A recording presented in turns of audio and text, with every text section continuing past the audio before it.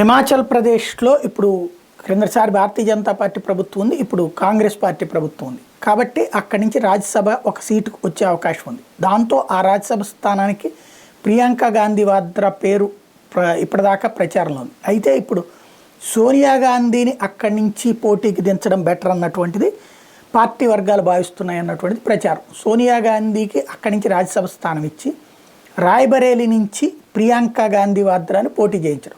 వాస్తవంగా క్రిందటిసారి ఉత్తరప్రదేశ్ నుంచి అటు తల్లి కొడుకు ఇద్దరు పోటీ చేశారు. రాహుల్ గాంధీ, సోనియా గాంధీ ఇద్దరు రాయ్బరేలీ అమేథీలో గెలుస్తూ ఉండేవాళ్ళు.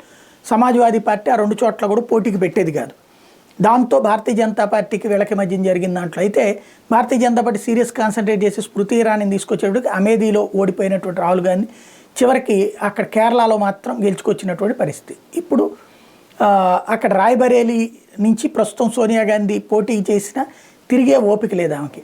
ఇప్పుడు తిరక్కపోతే ఓట్లు వచ్చే పరిస్థితి లేదు. కాబట్టి ప్రియాంక గాంధీ వాద్రాని రాయ్బరేలీ నుంచి లోక్సభకి నిలిపి సోనియా గాంధీకి రాజ్యసభ ఇస్తే బెటర్ అన్నటువంటి రూట్లో ఒకటి ఆలోచిస్తున్నారు. బట్ ఏం జరుగుతుందనేది చూడాలి.